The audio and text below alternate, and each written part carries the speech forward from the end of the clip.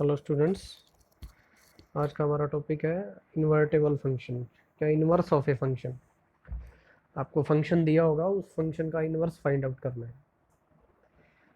तो इन्वर्स के लिए देखिए, सबसे पहले इसकी डेफिनेशन क्या है। मान लीजिए आपको कोई फंक्शन दे रखा है f, जिसका डोमेन है x और कोडोमेन है y, is set to be invertible if there exist a function g y to x। देखिए क्या है, आपको इनिशियली फंक्शन दिया हुआ f, अगर इसके कोरस्पॉन्डिंग कोई दूसरा फंक्शन एग्जिस्ट करता है और कुछ इस प्रकार से एग्जिस्ट करता हो कि जो गिवन फंक्शन का जो डोमेन है वो तो कोडोमेन बन जाए, और जो गिवन फंक्शन का कोडोमेन है वो क्या बन जाए, नए फंक्शन का डोमेन बन जाए। और इस प्रकार से बने कि आप जी ओ एफ फाइंड आउट करो, जी ओ एफ, तो वो किसके इक्वल हो, आइडेंटिटी फंक्शन के इक्वल हो। ऐसे ही F of G find out करो तो वो भी आइडेंटिटी फंक्शन के इक्वल हो। Then the function g will be known as inverse of f and will be denoted by f inverse। ठीक है, यानी कि किसी फंक्शन के इन्वर्स एग्जिस्ट करने के लिए क्या होना जरूरी है, कम से कम आपके पास एक ऐसा फंक्शन एग्जिस्ट करता हो कि जो गिवन फंक्शन का डोमेन और कोडोमेन आपस में इंटरचेंज हो जाए। दूसरी बात, सबसे इनिशियल कंडीशन जो इसमें है कि आपको कोई फंक्शन f दिया हुआ है और वो इन्वर्टेबल कब कहलाएगा, उसका इन्वर्स कब एग्जिस्ट होगा, अगर f जो फंक्शन है वो 1 1 हो और ऑन टू भी हो। अगर कोई फंक्शन 1 1 या ऑन टू नहीं है तो उसका इन्वर्स एग्जिस्ट नहीं करेगा। उसका देखो कारण क्या है। मैंने आपको बताया कि जब भी किसी फंक्शन का इन्वर्स फाइंड आउट करोगे तो गिवन फंक्शन का डोमेन चेंज हो जाएगा, वो कोड डोमेन बन जाएगा, और जो कोड डोमेन है वो क्या बन जाएगा, डोमेन बन जाएगा।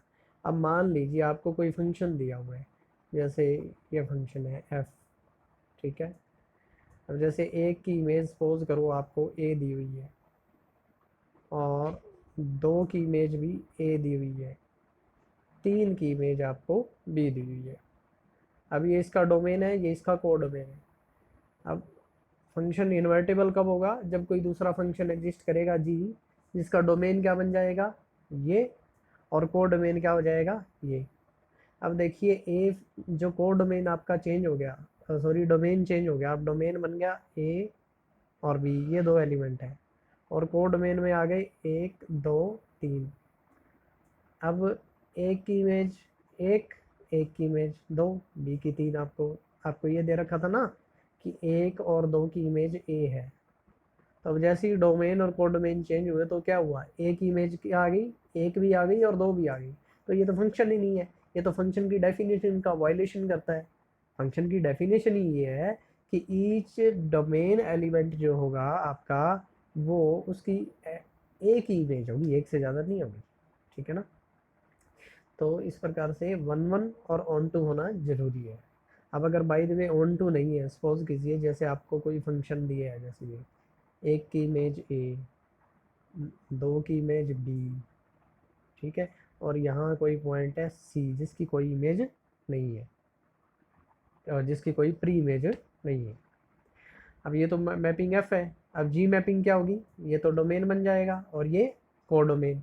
ठीक है, डोमेन क्या हो जाएगा, अब ए बी सी, कोडोमेन 1 2, एक की इमेज एक, बी की इमेज दो, लेकिन एक पॉइंट ऐसा आ गया सी जिसकी कोई इमेज ही नहीं है। तो ये भी फंक्शन की जो इनिशियल डेफिनेशन आपकी है उसका वायलेशन है, ये मैपिंग नहीं है ना।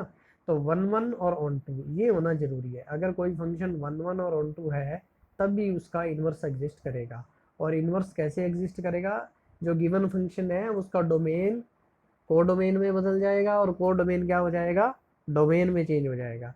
जैसे इन्होंने एक ऊपर एग्जांपल दिया हुआ है, देखिए आप, जैसे ये देख, a mapping F from 1 to 3 to ABC, कि एक की इमेज ए, दो की इमेज बी, तीन की image C, show that there exist a function G A B C 1 2 3 such that G O F is equal to identity of X, F of G is equal to identity of Y. देखिए अब इन्होंने ना क्या किया, एक जी function consider कर दिया और इस प्रकार से कंसिडर किया कि उसका डोमेन क्या बन गया, ए बी सी, जबकि एफ फंक्शन का कोड डोमेन क्या था, ए बी सी, और एफ फंक्शन का जो डोमेन था 1 2 3 सेट, वो क्या बन गया, जो इनवर्स फंक्शन है उसका क्या बन गया, कोडोमेन। ठीक है, तो ये आगे और क्वेश्चंस आएंगे, आपको क्लियर हो जाएंगे। इन्होंने फाइंड आउट करने के लिए कहा था, so show that g of is equal to identity of x. अब जी ओ एफ का मतलब क्या है, जैसे जी ऑफ एफ, अब एफ का एक एलिमेंट लीजिए आप, जैसे एफ का एलिमेंट 1 ले लिया, तो एफ ऑफ 1 क्या दे रखा है, ए, तो जी ऑफ ए। अब जी ऑफ ए क्या इन्होंने बता रखा है, देखिए जी ऑफ ए है हमारे पास, ए की इमेज कितनी है, एक, 1। तो आपने क्या देखा, जी ओ एफ पॉइंट क्या लिया, 1, और किसके इक्वल आ गया, 1। मैंने आपको बताया था आइडेंटिटी फंक्शन क्या होता है, मान लीजिए कोई मैपिंग है एफ, अगर आपने इसका कोई डोमेन पॉइंट लिया और उसी के इक्वल आ जाए तो वो क्या होता है, आइडेंटिटी फंक्शन। तो यहाँ देखा आपने कि जी ओ एफ एक्स पे एक्स के इक्वल ही आ गया, तो इट मीन्स टू से जी ओ एफ क्या हो गया, आइडेंटिटी हो गया। हमने यहाँ पे एक लेके देखा ना, तो एक के इक्वल ही आ गया, तो जी ओ एफ क्या हो गया, आइडेंटिटी फंक्शन ऑफ एक्स। ठीक है, अब हम बात करते हैं क्वेश्चन की, जिसमें इनवर्स फाइंड आउट करना होगा। जैसे 23वां क्वेश्चन है, इसमें देखिए एक फंक्शन है f from N to Y, natural number to Y, such that f x is defined by 4x plus 3, 4x plus 3। अब इसका डोमेन तो क्या है, सेट ऑफ नेचुरल नंबर से है, और जो कोडोमेन क्या है, वो सेट y है। अब y इन्होंने डिफाइन कर रखा है, देखिए कैसे, y क्या है, y भी सेट ऑफ नेचुरल नंबर से है, लेकिन y किसके इक्वल है, 4x प्लस 3 के।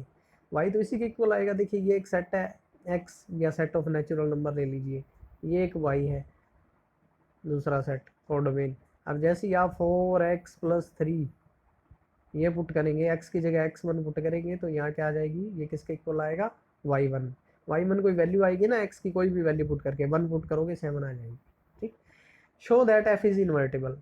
तो हमने इन्वर्टिबल प्रूव करने के लिए क्या करना पड़ेगा, सबसे पहले तो 1 1 ऑन 2। अब ये 1 1 ऑन 2 तो है ही, क्यों, ईजिली है, देखो 4x प्लस 3, आप दो पॉइंट ले लीजिए x1 और x2, और उसकी रेंज को इक्वल रखिए, तो ये बन जाएगा 3 से 3 कैंसिल, 4 से 4 cancel, x1 is equal to x2 आ गया, तो ये 1 1 तो है ही। ऐसे ही ये ऑन 2 भी होगा, क्यों, ऑन 2 इसलिए होगा क्योंकि आप कोई भी पॉइंट लीजिए कोडोमेन से y, तो उसके कॉरस्पॉन्डिंग कोई ऐसा x एग्जिस्ट करेगा कि 4x प्लस 3 किसके इक्वल होगा, y के इक्वल।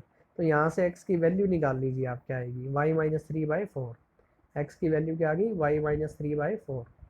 अब हमने क्या करना है, इसमें एक फंक्शन डिफाइन करना है g, सच दैट, अब g जो होगा, फंक्शन f जो था उसका जो कोडोमेन है वो क्या बन जाएगा यहाँ, डोमेन, और ये n उल्टा हो जाएगा, इनवर्स हो जाएगा, डोमेन और कोडोमेन चेंज हो जाएगी।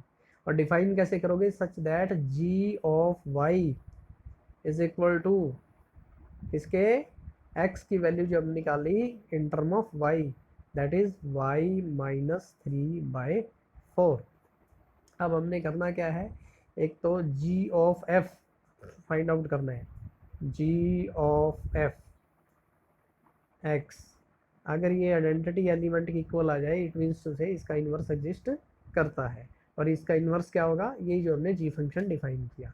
अब g ऑफ एफ एक्स देखो इन्होंने निकाला हुआ है यहाँ पे, g ऑफ एफ एक्स की वैल्यू क्या है, आपको गिवन थी ऊपर, 4x प्लस 3, ये मैंने पुट कर दी।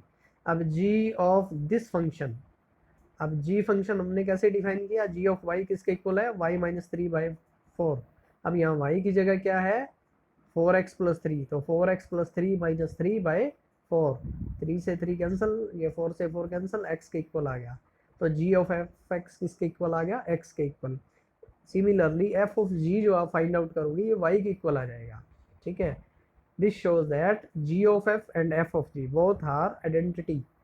अगर ऐसा होता है, कोई फंक्शन गिवन है, उसके कोरस्पॉन्डिंग आपने कोई दूसरा फंक्शन जनरेट कर लिया कुछ इस प्रकार से कि g ऑफ f और f ऑफ g दोनों आइडेंटिटी आ गए, इट मीन्स से वो क्या है, इन्वर्टेबल है, और g क्या कहलाएगा, इन्वर्स किसका, f का। f ऑफ g देख लीजिए इन्होंने कैसे किया हुआ है, f ऑफ जी वाई की जगह वैल्यू ये रही, ठीक है, f ऑफ दिस अब एफ ऑफ एक्स इन्होंने डिफाइन किया था कैसे, एक्स 4x प्लस 3, ये देखिए ऊपर का रखा है डिफाइन जो गिवन फंक्शन है 4x प्लस 3, ये वाला, ठीक है। तो ऐसे ही एफ ऑफ एक्स की जगह क्या है यहाँ y माइनस 3/4, तो y 4 into y minus 3/4 plus 3, 4 से 4 कैंसिल, 3 से 3 कैंसिल, y के इक्वल आ गया। तो g ऑफ एफ भी किसके इक्वल आ गया, identity function of the point n या y। इस प्रकार हम कह सकते हैं कि ये इसका इन्वर्स एग्जिस्ट करेगा।